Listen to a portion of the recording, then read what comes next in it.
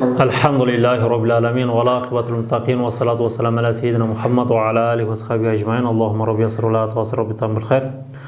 Урматтуу жигиттер, биз мурдагы сабактарыбызда кыяс тууралуу айтканбыз. Кыястагы бул ошол далил келтирүүнүн бир түрү экен. Бул далил келтирүүнүн жанагы гайра мубашир түрүнө кирет. Жанагыдай түз эмес, бир канча мукаддималарды алып келгенден кийин анан далил келтирүүнүн түрлөрүнө кирет.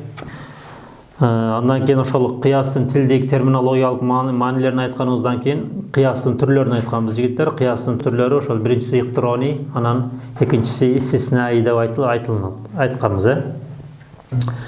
Эми ошол иктирониде айтканбыз, натыйжа эмне болуп келет? Чачырап келет. Ага мисал келтиргенбиз, нускага сызып аля мутагайир, куллу мутагайир хадис аля мухадис деп. Бул жерде ошол жанагы mukaddime suğranın mavdu menen mahmulu var. Anan mukaddime kubranın mavdu menen mahmul var. Mukaddime suğranın mahmulu menen mukaddime kubranın mavdu ne olur? Haddul avsat bolat. Haday koysa ölçüp ketet degenmiz. Ölçüp ketkende anan jıyıntık çıgat dep aytkanbız.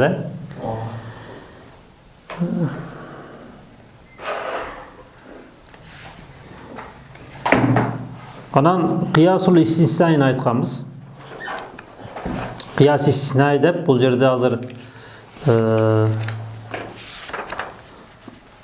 61-nji bette kelip biray. Kıyasul istisnai. Oşonu okup koyalım. Aqul Abdülmalik Abdurrahman Sadi aytat: "Al-qiyasul istisnai." Bul aytkanbız janagı mantıkçıların köz karashında harful istisna dep ne aytat? Lakin degende aytat. Аны nahviçiler başka çağat ayt degenmiz. İstiqra da ayt. Aqul Abdülmalik Abdurrahman Sadi aytat: "Al-qiyasul istisnai huwa an takuna natija aw naqiduha." Natija jananın naqidi, naqid aytkanbız.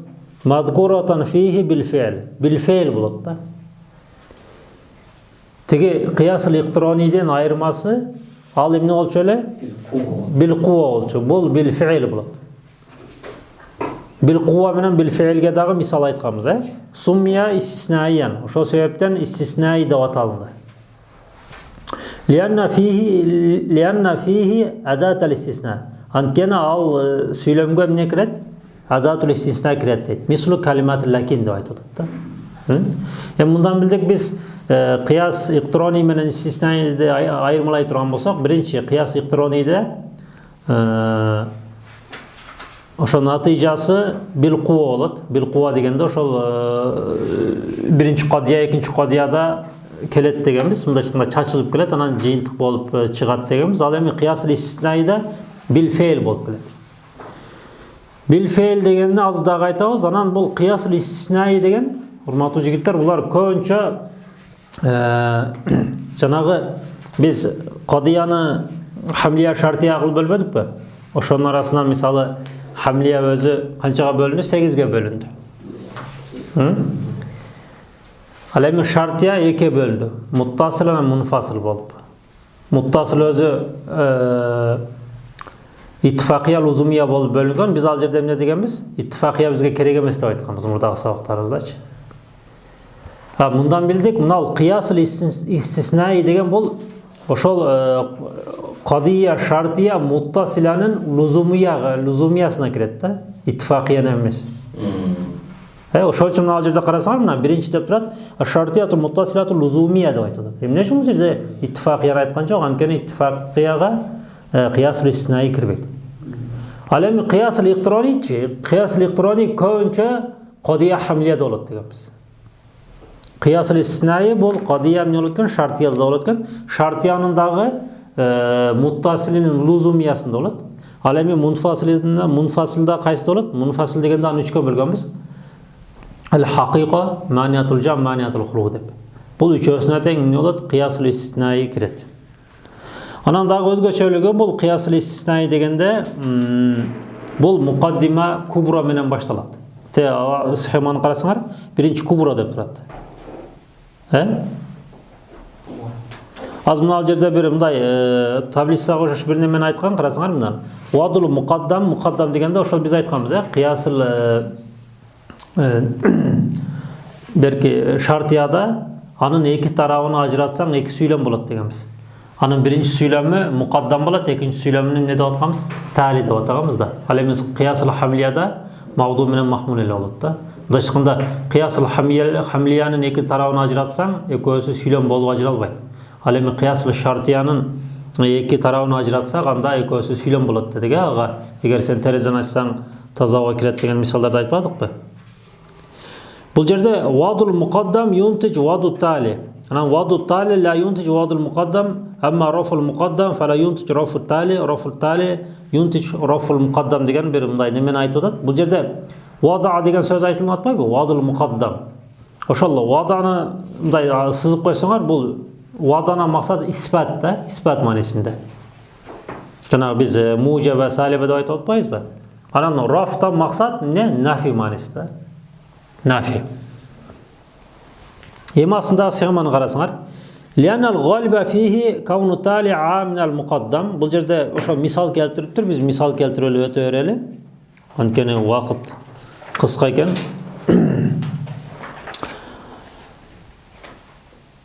Биринчи муқаддима эмнени айтып калды? Куброну алып келип атат.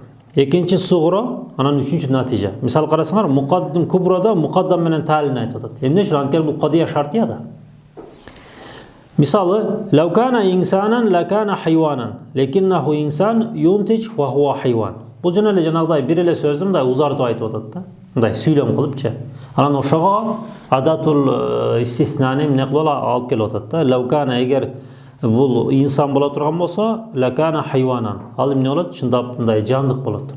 Лекиннаху инсан, бирок ал инсан, натыйжасы хуа хайван деген нерселер эми чыгат. Эми бул жерде таблицаларды ошол жанагы биз математикада таблицаны жаттайбыз го, эки жерде 2.4 депчи. Ошол сыңар эле буларды жатталыш керек да. Кийин анан жанагыдай китептер окулганда анан булар жанагыдай жардам тиет. Анткени биз айтканбыз, бул мантык илими дагы курал илимдердин катарында депчи. Болду, эми буга көп токтолбой өтө берели. Бүгүнкү өтө турган тема иншалла бул 64-бет лавахикул кыяс. Кыястан максат усул фикхтагы кыяс дедикпи? Жок. Бул кыястан максат истидлал. Далил келтирүү. Далил келтирүүдүн ушундай дагы түрлөрү бар экен деп билебиз. Эми ошол лавахик деген сөз бул билесиңер жигиттер, кошулган, жанагыдай тиркелген дегендер бар го. Лахиқатун лавахик анан деп келет го, тиркелген да. Кошулуп келген да. Ошондой мааниде. Кала бул жерде имам Махтар айтып атат рахимахуллах, анан астын окуй берели. Шархында Акул Абдулмалик Абдурахман Саади айтып атат. Закара мусанниф. Мусанниф айтты фи хадигил абият, бул үстүңкү ырсаптарында саласата умур, 3 нерсени айтты дейт. Южат тарабутун байнахума. Ошол 3 нерсенин бири-бири менен ортосунда эмне бар? Тарабут, байланыш бар дейт. Ва байнал кыяс, кыяс менен. Анткени бул кыяс өзүнчө болсо, бул үчөөсү, азыр айтат ошо үчөөсүнү, ошого мындай кошулуп келип атпайбы? Жармашып келип атат, тиркелип келип атпайбы? Ошол себептен айтып атат да. Лизалика суммият лавахик. Ошол себептен эмне лавахик тиркелген, кыяска тиркелип келгендер деп аталынды. Ошол үчөөсүнүн биринчиси кайсы? Ал-амрул аввал, биринчиси ал-кыясул мураккаб. Мураккаб дегенде билебиз, түзүлгөн кыяс. Түзүлгөн бир канча кодиялардан түзүлгөн эмне? Кыяс. Мураккаб дегенде биз билебиз, басит чыгып кетет. Мураккаб деген мындай куралган, ал эми басит деген сөз жанагы муфрат деген мааниде да, куралган эмес деген мааниде. Карасаңар, ма тaqaddam min amsilatin, өйдөдө ошо мисалдар өттү дейт, юсамма кыясан баситан. Алардын баары жанагы кыясул баситке айтылган мисалдар өттү дейт. Мына жерде юсамматун деп коюп турган, ошону юсамма кылып койгула, мындай я коюп койсоңар. Компьютерден ката түшүп калганда. Ай эми тафсирияны айтып атат. Хуа мураккабун, тактап айтканда ал мураккаб дейт. Түзүлгөн эмненен минал мукаддиматайн. Эки мукаддиманан түзүлгөн далилди биз эмне деп коет экенбиз? Кыясул басит деп коет экенбиз. Мисалы буга ошо жанагы ар-руху мавжуд. Адамдын руху бар десек, ага бирөө рес келе жок. Адамдын руху жок деп койсо да, мисалчы. Ар-рух мавжуда, ар-рух гайра мавжуда деп койсо мисалы. Мында деле мисалы сен анын бар экенин айтып атасың, тигиси жок экенин айтып атат. Бул деле мындай бир жагынан алып караганда далил болуп кете берет. Бирок бул жерден эки мукаддиманан натыйжа чыгат дегенде биз жанагы бул жерде мисалдарды толтура мисалдарды айтып кеттик, Ал-ададу имма заужун ва имма фард. Сан бул кээде так болот, кээде жүк болот депчи. Ошо нерселерди айтып атат да. Амма ал-мураккаб баситте өттүк дейт атат. Эми ал-мураккаб биз максат кылган фаятахаккаку фи халатайн, эки абалда эмне ошол мураккаб болот дейт. Карагылай, мураккаб эми айтып атат. Биринчи абалы кийинки бет. Биринчи абалы ал-халату ула ан та'тия би мукаддиматин сугра. Мукаддима сугра менен келет. Тиги кадия хамлия кошуп. Мукаддима сугра менен келет. Сумма ухра кубра. Андан кийин кубра болот дейт. Чоң мукаддима менен, Сумма натижа, андан кийин натижа келет. Сумма тахузу натижа ва тадауха сугра ва тадау лаха кубра сумма тунтичу ва хакада. Азыр бул жерде мисал менен түшүндүрөлү. Бил мисал яттадихул макал дейт. Мисал менен маселе дагы ачыкка чыгат. Ва хада юсамма эми ушул биринчи абалы, кыясул мураккабдын биринчи абалы муттасилун натаиж деп аталат. Муттасил деген эмне деген сөз? Жармашып келген. Натыйжалары бири-бирине эмне болуп келген? Жармашып келген. Мисал карагыла, ошол жанагыдай ар түрлүү мисал келтирип койсо болмок, бирок бул жерде ошо бир эл кайра ала мутагайир деген мисалды алып келген себеби ошо жеңил түшүндүрүү үчүн да. Ал-аламу мутагайир ва куллу мутагайир хадис. Бул жерде ал-алам мутагайир бул кадия эмне? Хамлия, мавду махмул.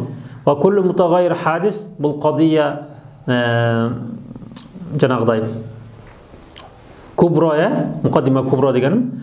Ва куллу мутагайир хадис. Фал-аламу хадис. Эми натыйжа чыкты.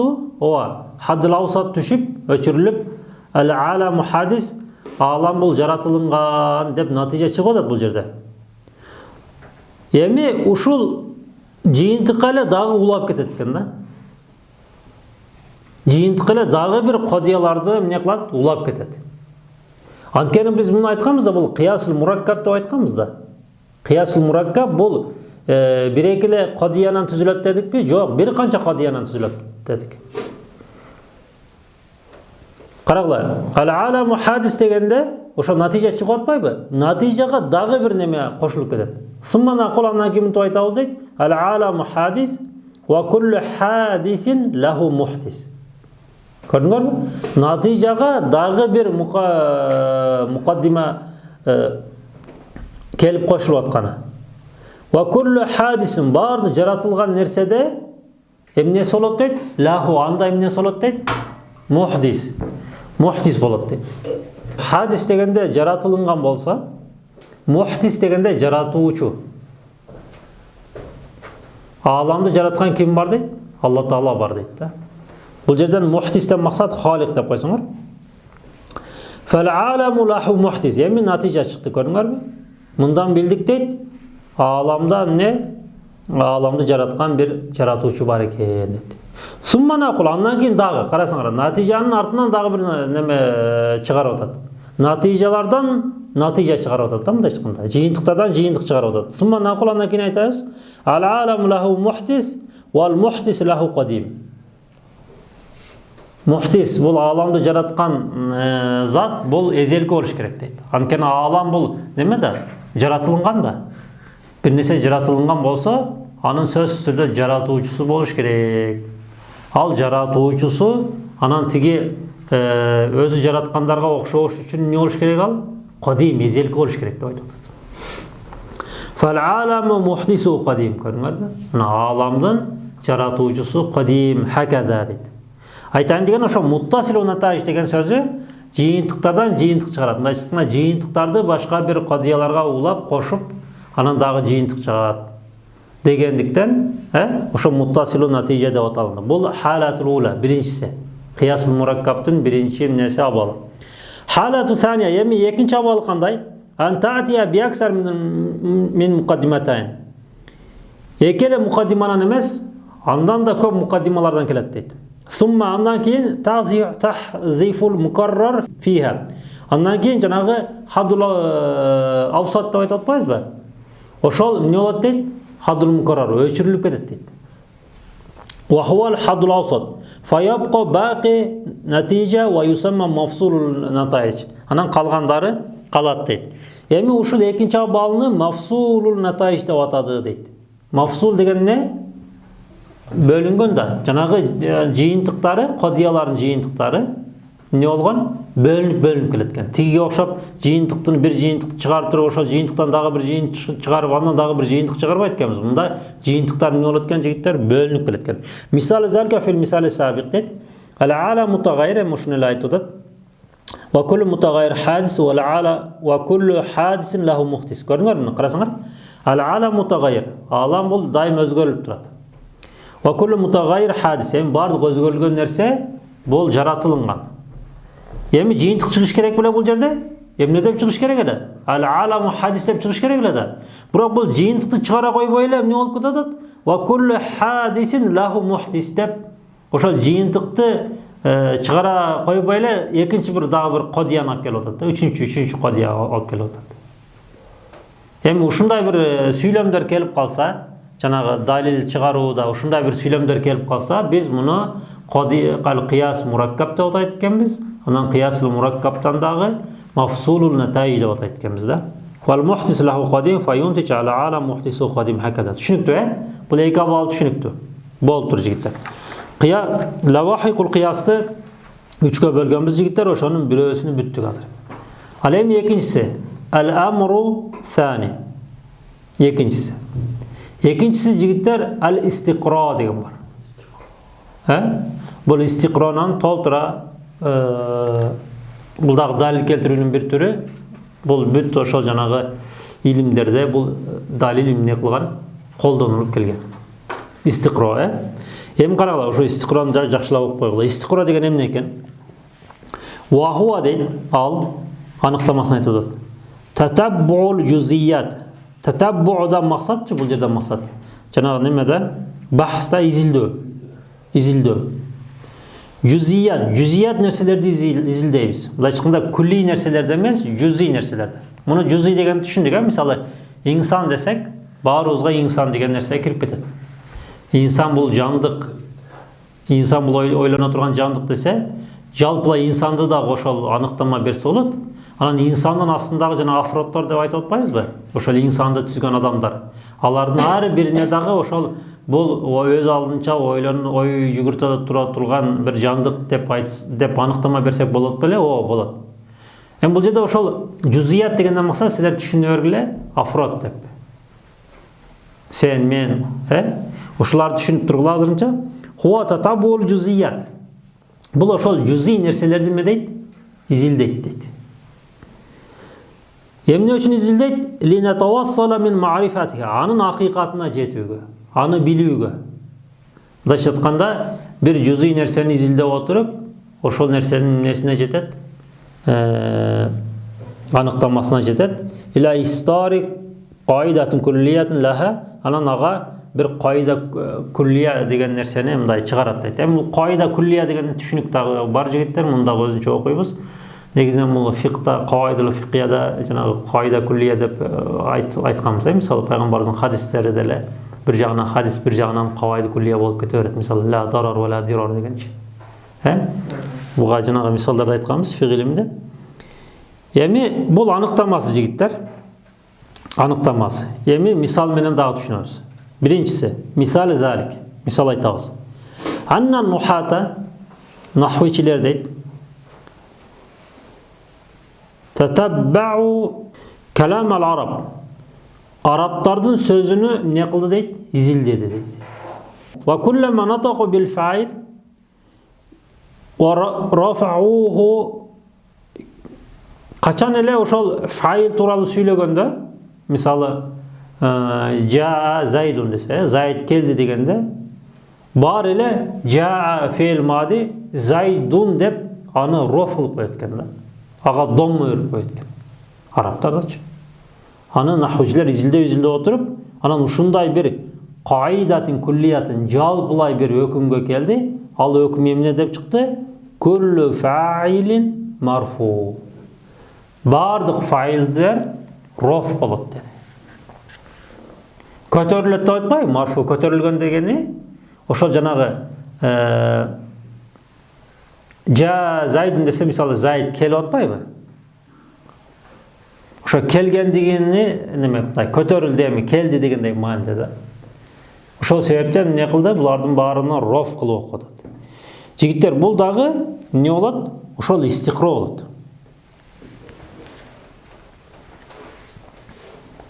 Dagı bir misal. Ve izâ nataku bil maf'ul nataquhu bin nasb. Kaçan maf'ul degende, maf'ulda aytkanda deydi. Anda emne kıldı? Anı nasb kıldı. He? Faqalu kullu maf'ulun bihi mansub. Bardık maf'ullar ne dedi? Mansub dep ataldı. Bul oşol janagı cüziyatlarını karap oturup ne kılatken? Kaida kulliya bir jalpılay bir erece çıkarganda erece çıkarsa anı emne de atayt ekanmiz? İstiqro dep aytat ekanmiz. Maqul dagı bir ekinci misal aytaylık. Ve tatabba'an nasu adamlar izildedi deydi. Emnen izildedi? Madgal hayvanat. Jandıklardan, janavarlardan je bolbosam madgım nesi? Çaynoosун izildedi. Fa vajaduha qarasa deydi. Taharraka fakiha asfal. Ildıyqı jağını ne kılatken? Çaynaganda kıymıldatatken. Köpçülük jandıklar bir neseni çaynaganda, çegende ne kılatken? Könçe ildıyqı jağı ne kıymıldaytken. Biz adam balası dele oşondoy go. Ildıyqı jağı ne bolat? Kıymıldayt. Eňde almadygy çaynaganda. Faqolana mıntu aytdy deydi. Kullu hayvanin bardyk jandıklar yuharriku kıymıldatat emnesine fakkahul asfal ildıyqı jağını deydi. Kaçan? Kaçan tamak jegende. Bol istiqro boldu jigitler? Ya. Boldu. Biroq istiqro dagı özü bölünedi ikiga. İstiqro tam, istiqro naqis bol. İstiqro tam degen tolluk istiqro dalili, istiqro naqis degen tolluk emas istiqro dalili. Belli? Qaragılaymy. Bolupdy. Ekinci misaly düşündük he? Üçüncüsünü qaragılar. Wa tatabbu afradal insan. Adamlardan afrodlarını izildedi deydi. Min Zayd ve Amr ve Halid her birini izildese fe vajaduhum muştam alarda tavuştu deydi. Emne alardan bari ala hayat. Da bir jandığı yaşa etken öz aldınca yaşaganını taap durup ağa ne dep anıktama verdi. Kullu insanin hayvan. Bardık adamlar tirü can dep ne verdi? Ağa hüküm verdi. Şonu depçe. Bunda çıkında karasanar misal hazır izildevçiler sen izildedi, men izildedi, Hanafi izildedi, barız izildep durup eğer öylelik bolsa adamzat anda bardık insan ne dedi? Tirü can dedi. Hem bu insanlığa anıktamadagı bola öğret bir jagынан. Anan afrodlarga dagı ne bolat? Anıktama bola öğret. Hem bu istiqra degen müntiqtağı düşünseňer bolar. Misalı hazır köňçe muna ilim izildeler uşunun negizinde çıgat. Misalı bir darı çıgara turgan bolsaçı. Al köpçülük adamlarga oşol darını beret, sunuştayt. Misal jasap çıkıpçı, misal baş orun darısı deyilçi. He? Anan oşol köpçülük adamlarga tasirini berse, boldanı çıgara öğret. An barını izildebeyt da, kedeçi. Barını izildey turgan bolsan da istiqro ne bolatken, tam bolatken, barını izildebeysan da istiqro naqis bolatken. Болуп тур, эми ушул 3 мисалды эске алып туралы, эми бул жагынан чыгарабыз иншалла.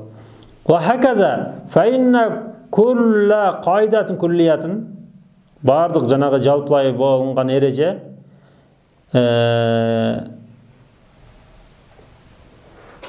истамада менен афродатиха ва жузиятиха. Ошол жанагы астындагы жузият бөлүктөрүнөн эмне кылган дейт? Чыккан дейт. Ва янкасим иля таам ва нақис. Анан ошол эмне дейт? Таам анан нақис болуп бөлүнөт. Эми карагыла. Фал истиқро таам дегенде эмнени түшүнөт экенбиз? Хуаллади тубият фихи жамиул афрод. Мисалы инсан дегенде анын астында эмне дедик? Толтур афроддор бар дейт. Ошол астындагы афроддорго дагы аныктама бергенде хайванун натык дей турган болсо, бир афродго, анда жалпылай дагы ошолорго дагы аныктама бергенде хайван натык боло берет. Мисалы мындай да, азыр мага деле бул ойлоно турган жандык деп аныктама берилсе, агачы, анан ошо астындагы афродго кандай аныктама берилсе, негизи ошол адам баласынын баарына эмне деп койдук биз? Мана кулли деп туруп, жанагы инсан деп атап койбодукпу? Инсан дегенге дагы ошондой эмне аныктама берилет да. Ачыкында бардык афроддору ошол аныктаманы, ошол өкүмдү ээрчисе, анда эмне болот экен бул? Истиқро таам болот экен да. Буга айттык, мисалы камисал ахир деп коюп туруп, акыркы мисал деп кулли инсан хайван деп айтып атпайбызбы? Бардык адам баласы бул эмне? Жандык да. Же баадул инсан жамаатпы? Кээ бир адамдар каттуу нерсеби? Каттуу затпы? Андай эмес да. Бардыгын изилдеп караса, эмне деген таянакка келди? Кулли инсан хайван. Же болсо кулли инсан натык деп келди, мисалчы. Натыктан максат муфаккир деп, өз алдынча ойлоно калат депчи. Анткени бардык адам сүйлөйт десек, кээ бир адамдар сүйлөбөйт да. Түшүнүктүүбү жигиттер, истиқро таам деген түшүнүңөр да. Эми истиқро нақис деген бар. Истиқро нақис. Истиқро нақис деген хуаллади тобият фихи муъзамул афрод. Карасаңар. Бул истиқро нақис дегенде ошо жанагы афроддорду изилдеткен, ошол афроддордун көпчүлүк проценти, 90% ошол нерсеге туура келсе, дал келсе, анда ага дагы өкүм жүргүзө берет. Бирок истиқро неме таам эмес, нақис болуп калат да. Мисалы буга айттык, ошо жанагы дарыларды.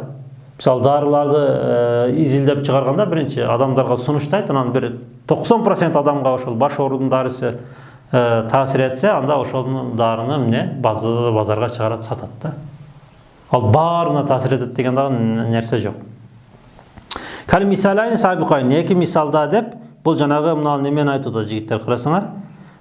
Биз өтпөдүкпү жанагы адамдар илимпоздор изилдеди, жаныбарлардын жанагы тамак жегенде чайноосуну деген деп айтты го, ошону айтып атат да. Карасаңар эми. Вал истидлал бил истиқро нақис. Эми ошол жанагы истиқро нақис менен далил келтирүүдө не юфиду зон. Бул якинди не кылбайт? Алып келбейт бизге. Бул зонду алып келет. Биз зонду айтканбыз, Вахим эмне, шак эмне, зон эмне, галабат зон, якин эмне депчи. Мисалы бир нерсени 100% ошону барып көрүп келсең, ал якин болот. Бир нерсени 100% ошентип билүү да, мисалы.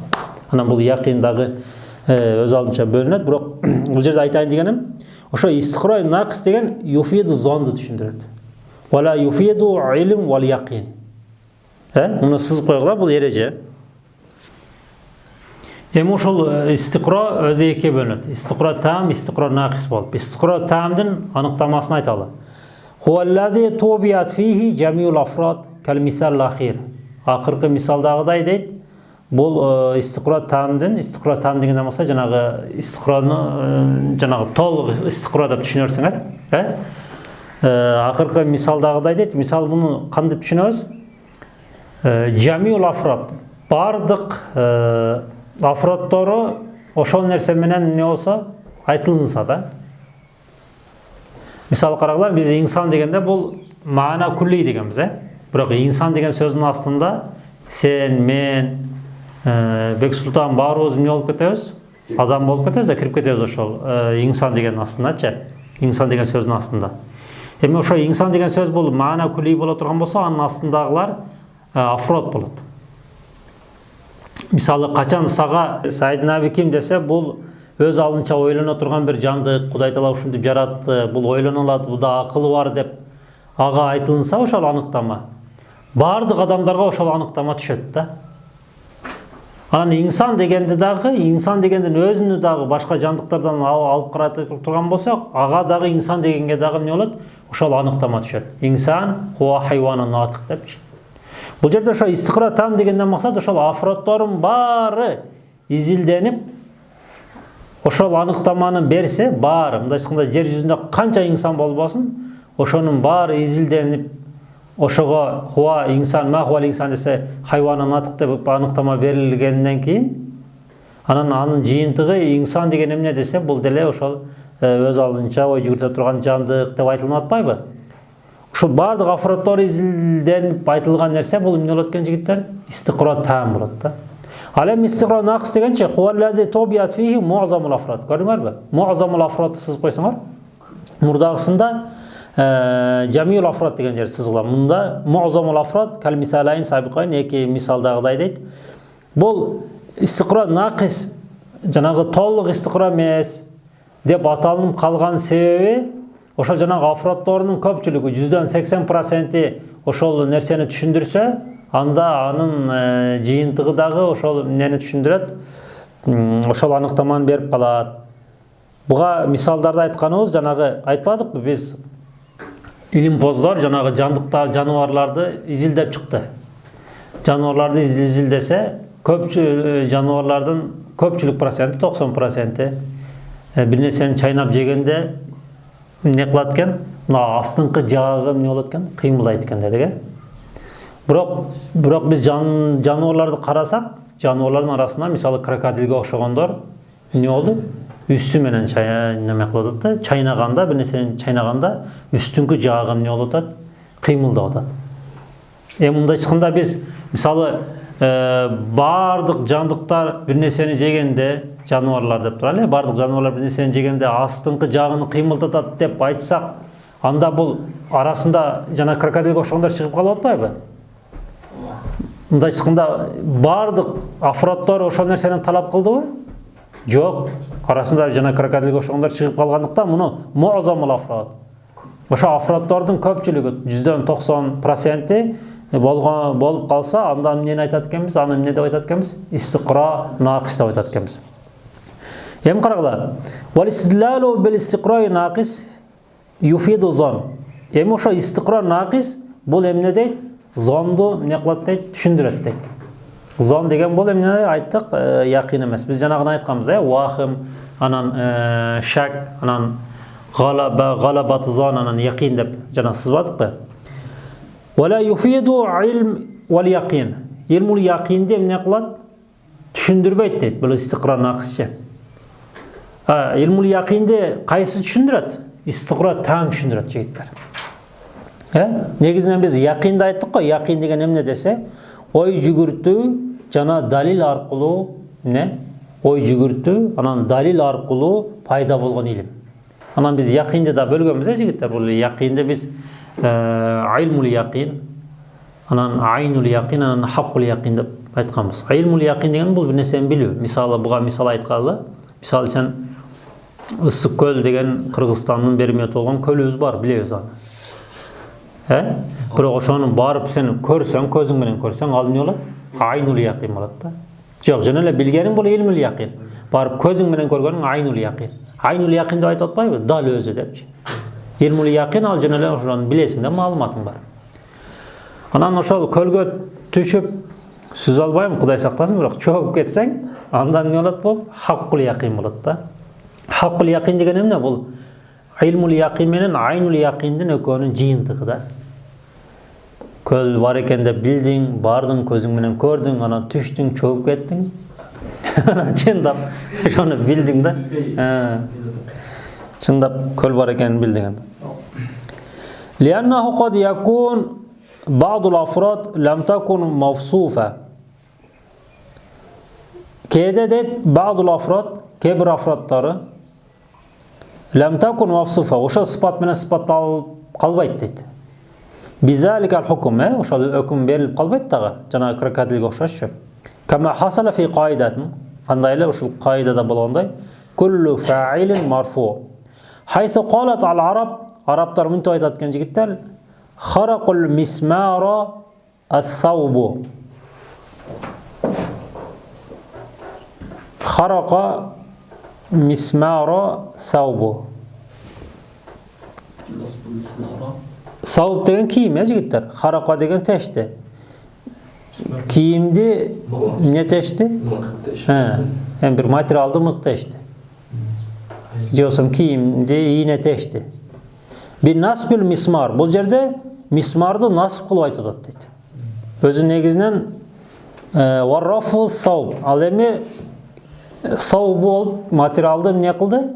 Raf kılıp atpaydı. Mismardı nasip kılıp atad, fatha kılıp atad. Ve kema hasala fi qaidatil misalayn misali saniye ikinci misalda deydi. Bu janağı kede janağı Araplar uşuntu aytıp kalat dep janağı biz kullu nimede aytmadık bu? Kullu fa'il marfu dep ayttık kan. Hem bu kede anday bolbay kalat deydi da.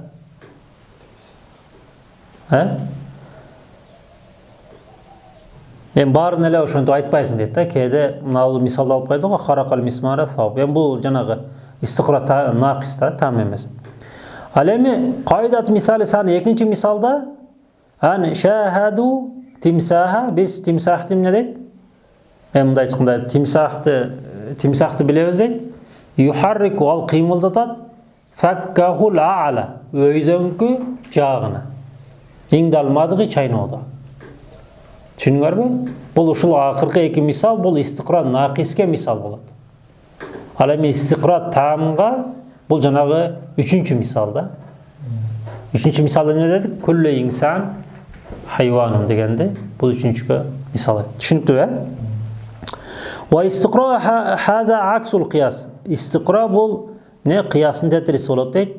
İz as-sabiqu yu'til hukmu lil-cüz'i li'annahu dakhala tahta kulli.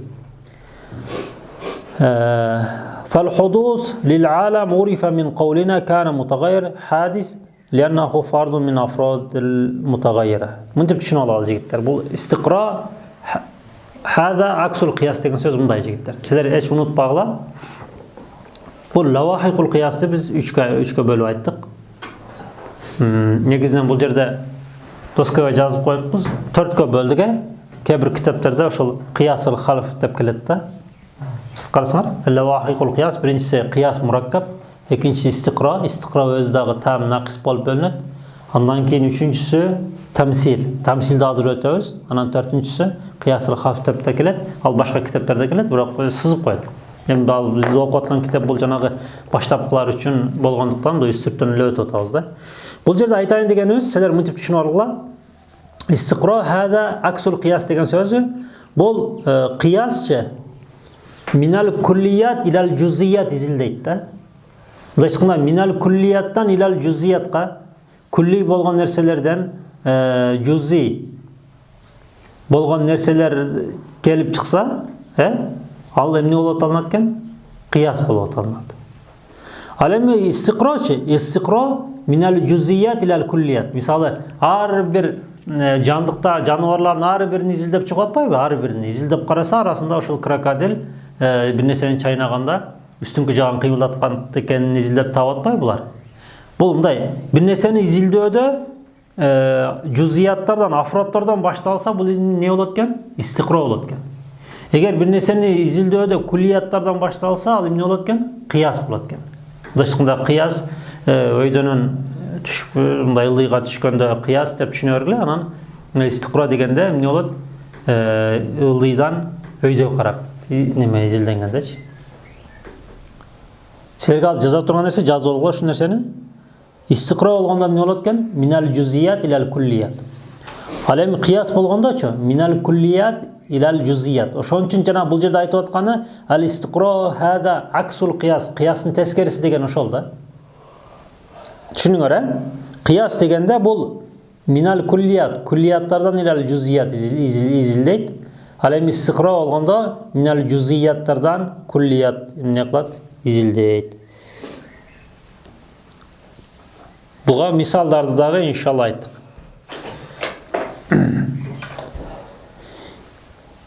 Yemi akırkısı jigitler el-amru thalithu. Üçüncüsü at-temsilu. At-temsil bol mantıkçılarda buldağı dalil keltirүүnün bir türü temsil dep atalат. He? Ушул темсилди usulçular emne dep atayт? Kıyas dep atayт. Al эми ушул эле темсилди балага илиминдегилер эмне деп атайт экен? Ташбих, ташбих деп атайт экен. Окуйлу, карагыла, бисмилла. Бу темсилдин аныктамасы. Wa huwa an tahkuma ala cüz'i bi hukmi cüz'i. Мындай чыкканда cüz'i нерсени изилдегенде жанагы афраттан минал афрат иле афрат болгондо жигиттер анда эмне болот экен бул? Temsil болот да.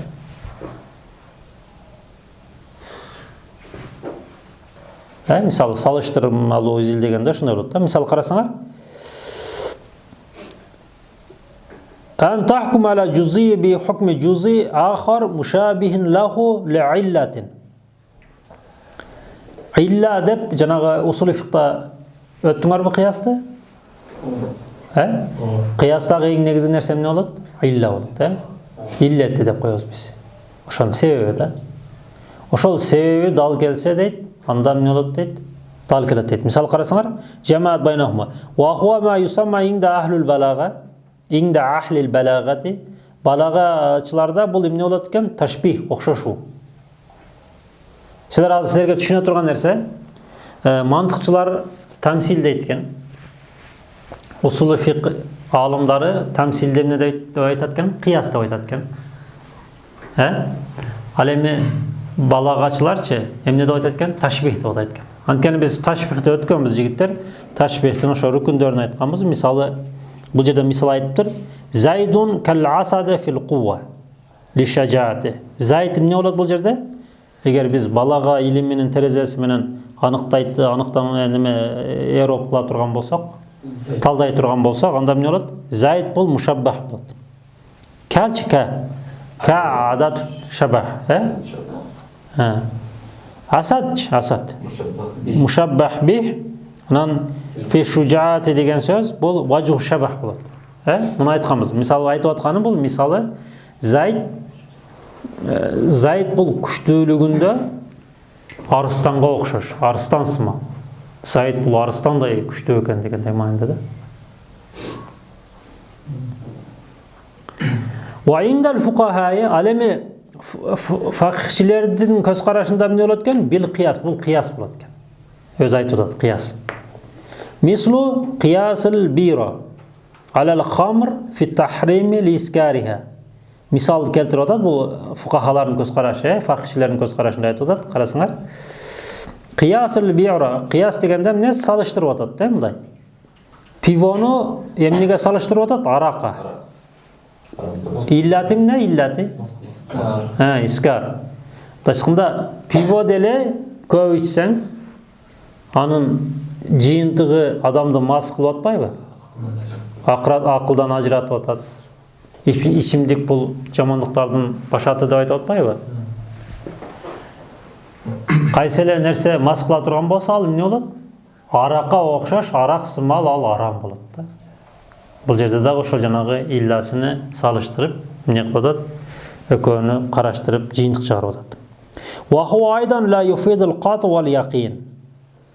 Bal zon. Lianna al-mushabbah la yushabihu al-mushabbah bih min kulli wajhin bal fi ba'd al-wujuh. Bu жерде жанагы Зайдун кал асад фил кува ли шажаати деп айтып атпайбы? Зайд бул арыстан сымал батыр экен дегенде, бул дагы жанагы юфидул зон жанагы якин 100% неме 100%'ini түшүндүрбөйт дейт да. Мындай айтканда зайыт 100% арыстандай 100% эмес. 100% эмес. Бул жанагы баатырлык жагынан эле алып караганда ошо окшоштуруу болуп атпайбы? 100% жанагы арыстандай күчү барбы зайыттын? Жок, андай эмес да. Бул жерде ошо акырында айтып аткан себебим карасаңар, ла юшаббиху мушаббах бих, биз мушаббах бих деп эмнени айттык? Асатты айттык, арыстанды. Мин кулли важхин, бардык тарабынан алып караганда зайыт менен асат экөө дал келеби? Бүт сыпаттар жок келбейт да.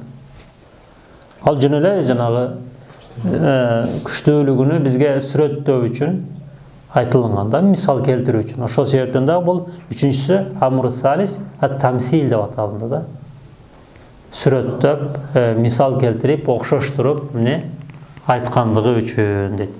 Эми бул дагы жигиттер ошол далил келтирүүнүн бир түрүнө эмне болот экен? Кирет экен.